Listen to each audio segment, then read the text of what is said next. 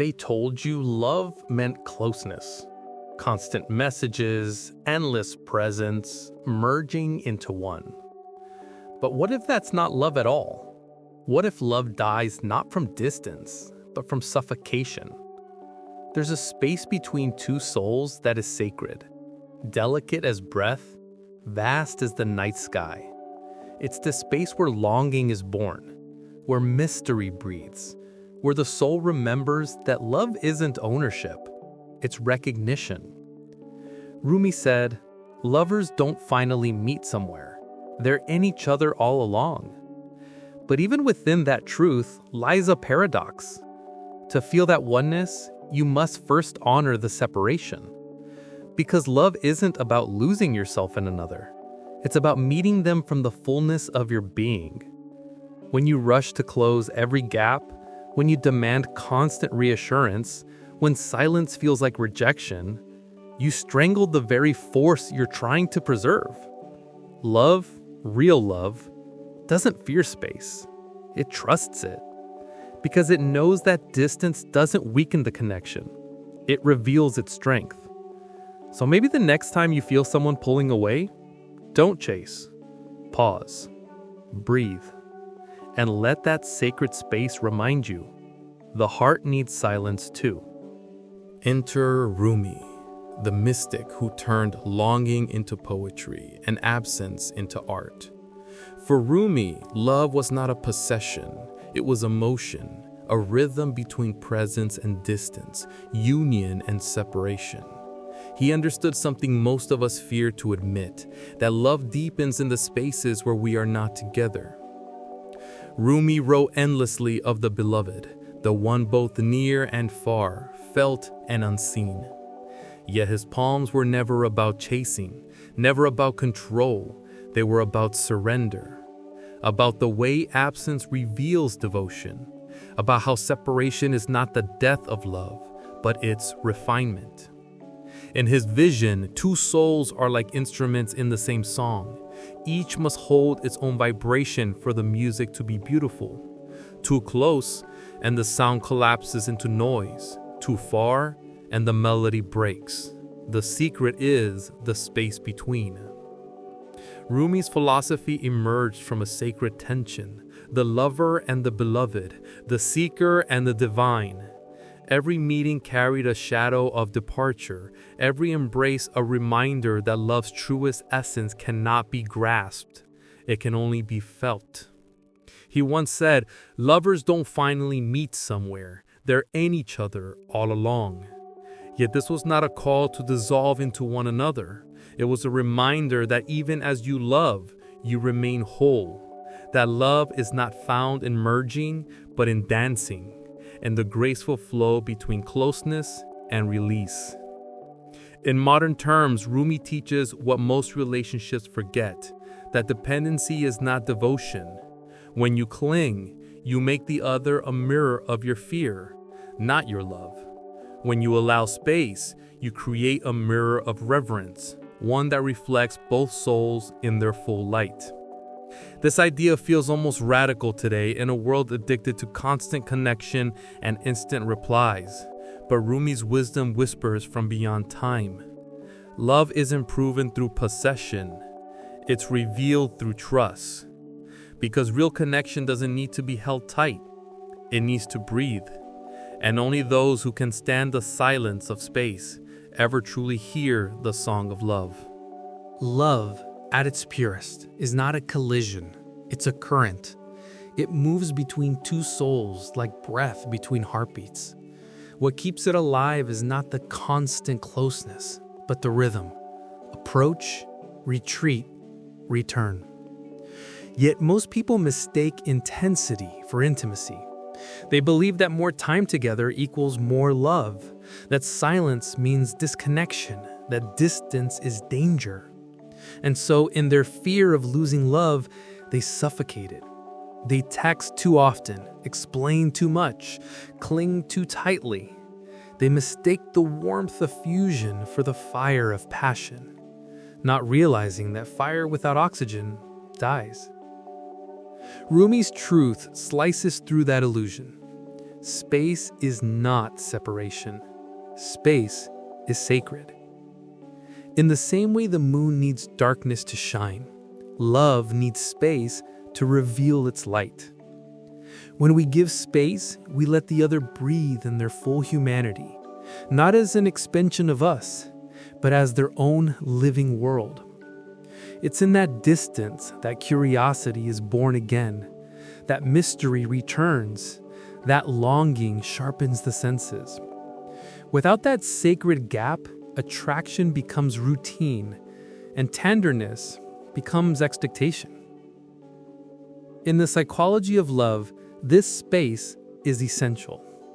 The human heart oscillates between two needs, connection and autonomy. We crave closeness, yet we also need individuality. Love without space becomes dependence. Space without love becomes isolation.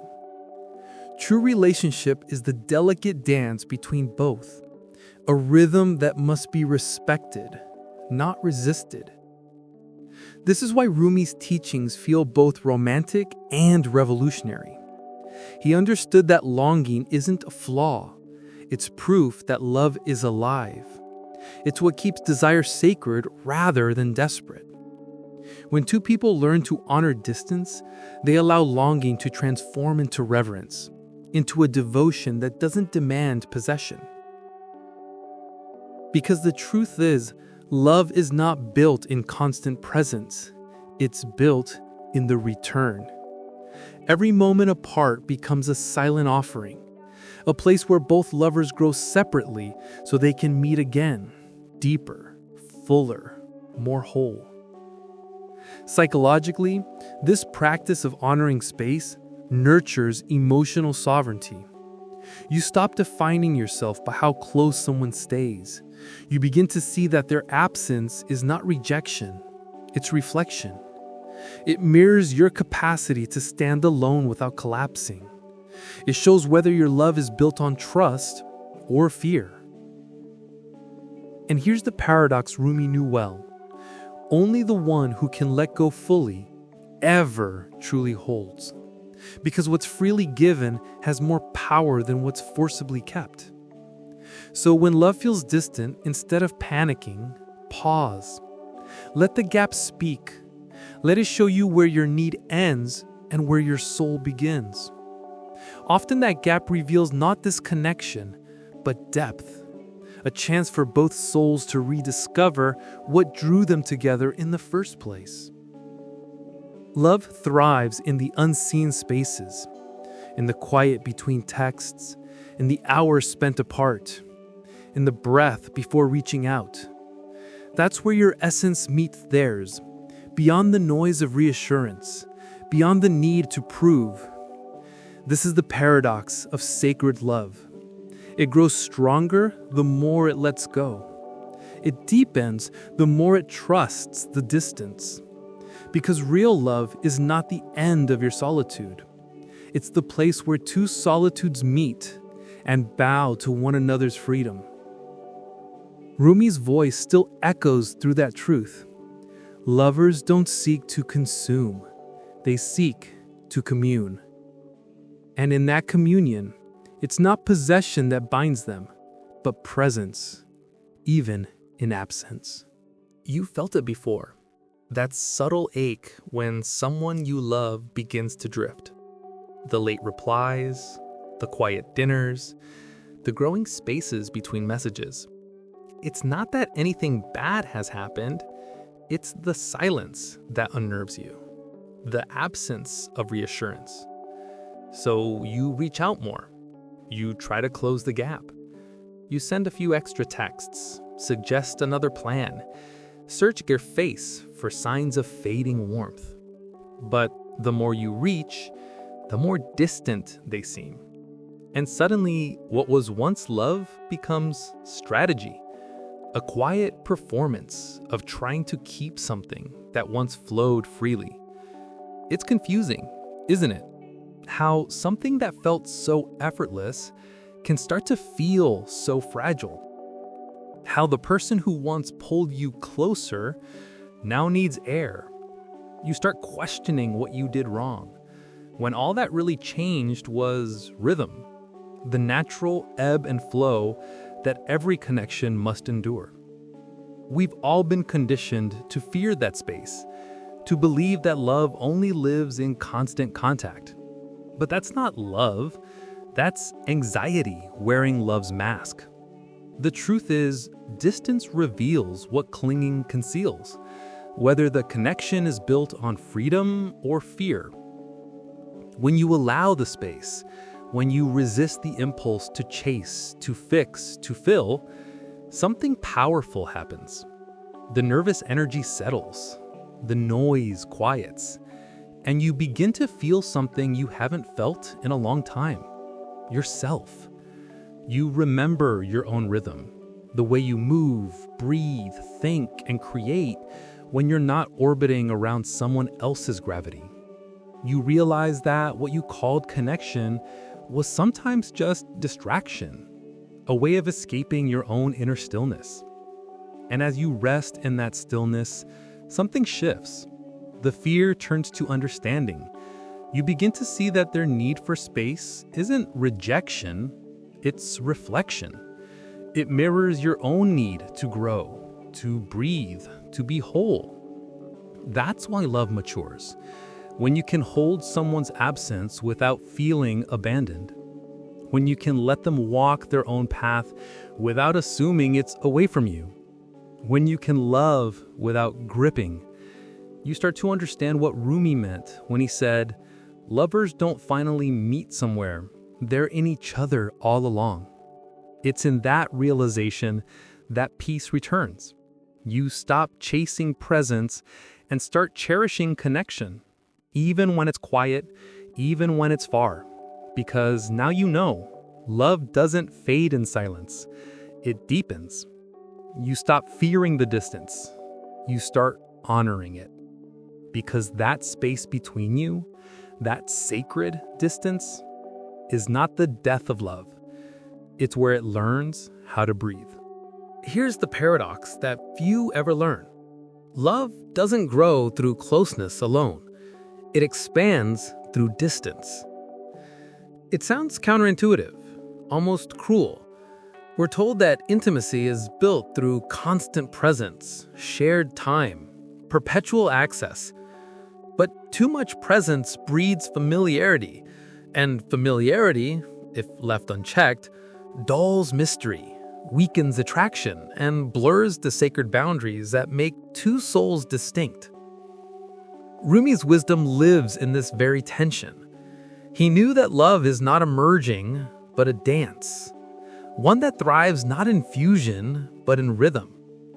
When two souls come too close, they risk dissolving into sameness. When they move too far apart, they risk disconnection. The art of love lies in that delicate, living distance where two beings remain whole, yet intertwined. Think of the spaces between musical notes, the pauses that make melody possible. If every sound crowded the next, music would collapse into noise. The beauty lies in the restraint, the silence that lets sound breathe. Love is the same. The pause is not absence, it's oxygen. Yet we resist it.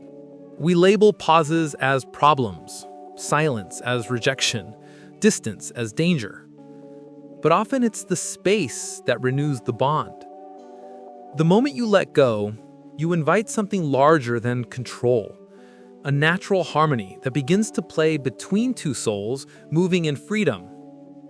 This is what Rumi meant by, "Let there be spaces in your togetherness." The human heart doesn't just crave touch, it craves respect for its own rhythm. Without that, love becomes a cage. The moment you grasp it too tightly, it suffocates. So what if the ache you feel in distance isn't loss, but transformation? What if the silence isn't punishment, but permission? An invitation to meet yourself again, to rediscover your own soul's music before returning to the dance. Because love that survives distance doesn't shrink, it matures. It learns how to breathe through absence, how to hold without clinging, how to trust without constant proof. It evolves from possession to presence, from need to knowing. And that's the revelation most never reach. Love's truest form isn't found in holding tighter, but in allowing space, not to escape, but to expand. Rumi's lovers are not desperate seekers. They are disciplined dancers. They circle each other with reverence, not hunger. They know that closeness without space becomes chaos, and distance without heart becomes cold. So they return, again and again, not to claim, but to commune. Because love, when purified by space, doesn't diminish. It deepens. So how do you live this truth, this sacred space between souls? How do you practice love that breathes rather than love that binds? It begins with awareness of your own pulse. Every relationship has a rhythm, a natural flow of closeness and space, conversation and quiet, giving and retreating. The problem is, most people panic when that rhythm shifts. The moment the other pulls away, they chase. The moment silence enters, they fill it. The moment the dance pauses, they mistake it for rejection. But the practice of mature love is this: don't rush to fill the space. Instead, learn to stand still inside it. When she needs time, give it. When you sense withdrawal, breathe, not react.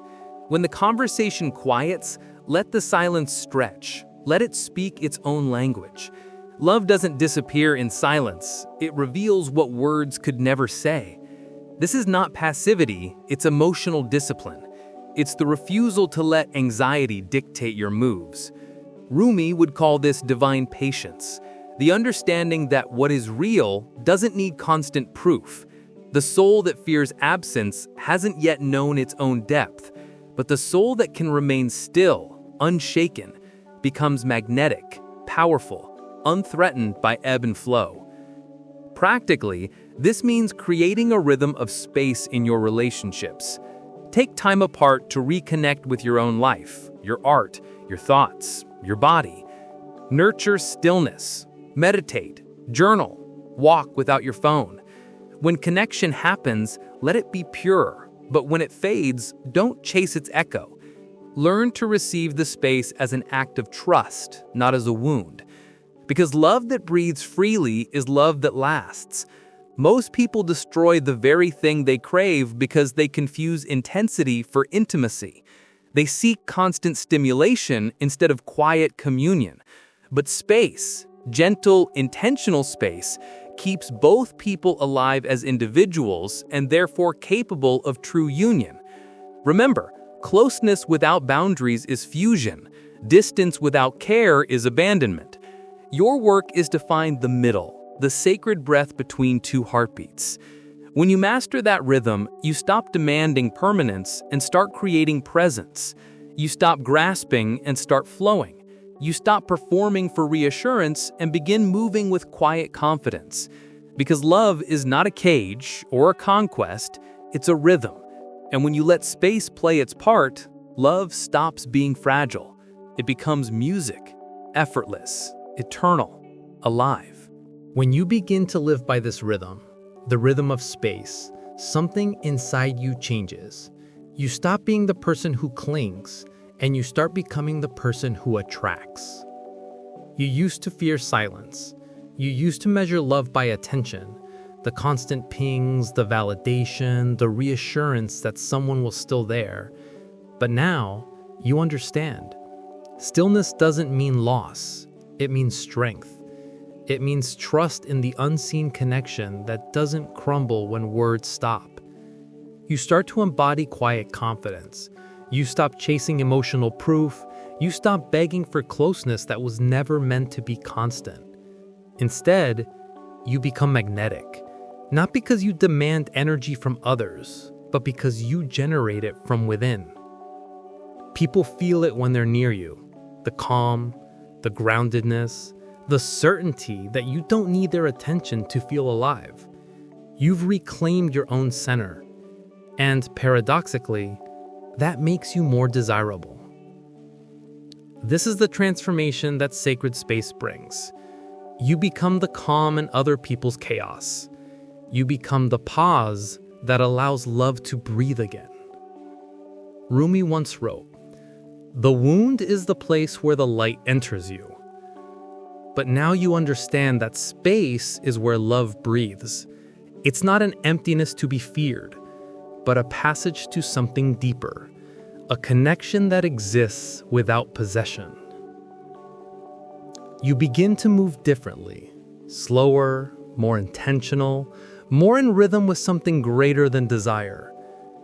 You listen more, you demand less, you give with presence instead of performance. And soon, love stops being a desperate search for completion and starts becoming a shared unfolding. Because the truth is this: when you no longer cling, you no longer lose. You don't chase the other, you meet them. You don't grip love, you dance with it. And in that dance, something sacred happens. Two souls stop colliding and begin orbiting, perfectly balanced, perfectly free. This is what it means to become the space between souls. Not empty, but radiant. Not needy, but radiant. Not chasing love, but being it. If this spoke to you, if some part of you felt seen in the silence between words, then don't let this moment fade. Love isn't found in constant noise, it's nurtured in awareness. And if you're here, listening, reflecting, breathing with the words, that means you're already practicing the sacred art of space. So pause for a second. Take a deep breath. Ask yourself, when was the last time I allowed love to breathe instead of trying to control its rhythm? That awareness, right there, is the beginning of a shift. It's how you stop repeating old patterns of grasping and start living in harmony with real connection. If this truth landed with you, like if it reminded you of something you once knew but forgot, leave a star in the comments. And more importantly, share this with someone who's always afraid of losing what they love. Sometimes the reminder they need isn't hold tighter, it's let it breathe.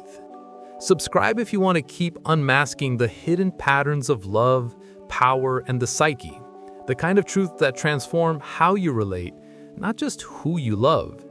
Because here, we don't chase validation, we study the soul. We breathe between the words and find love waiting there.